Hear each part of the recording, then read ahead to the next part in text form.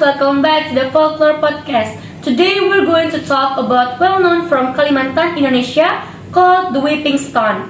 This story has been told for generations and carries a strong moral lesson. And I'm not alone. Joining me are three friends.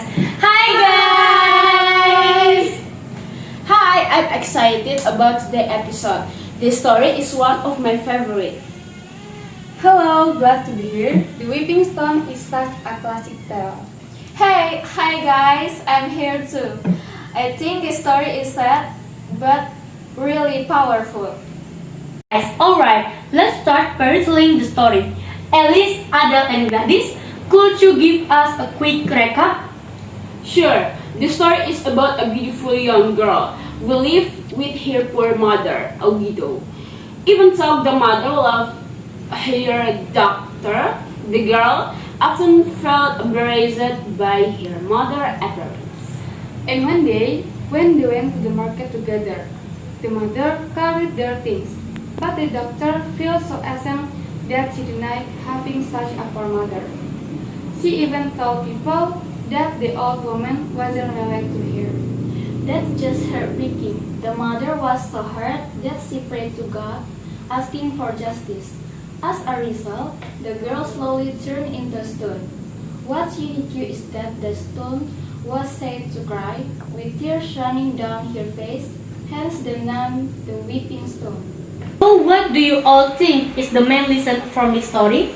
For me, it's about respect for parents, no matter how successful or beautiful you are. If you're arrogant and ashamed of your parents, it will only lead to regret. I agree. It also reflects how society values appearance and status. The doctor worried more about what people thought of her than about her mother love. And honestly, it's still relevant today. Some people feel embarrassed by their parents because they're poor, uneducated, or look simple. But those are the same parents who sacrifice everything for them. Yes, that's the case. Folk tales often use dramatic punishment, like turning into stone, so the message sticks in people's minds. I think the stone itself is symbolic.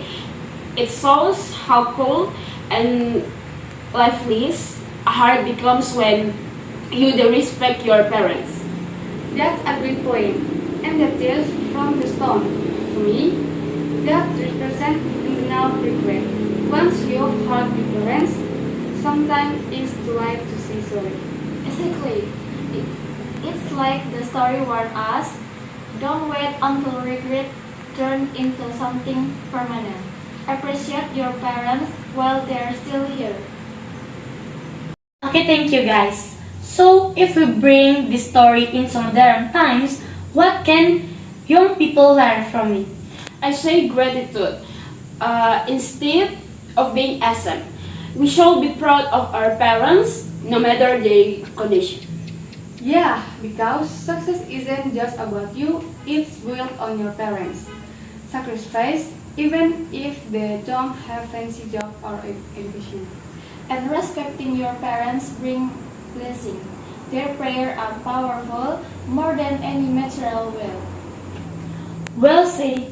So the message is timeless. Honor your parents. Don't let pride or shame distance you from the people who gave you everything. Alright, that wraps up our discussion of the Weeping Stone. It's more than just a folk tale. It's a reminder to respect and appreciate your parents. Thank you, Alice, Adele, and Gladys, for the great conversation. And thank you, listeners, for tuning in. See you next time on the Folklore Podcast. See you next time!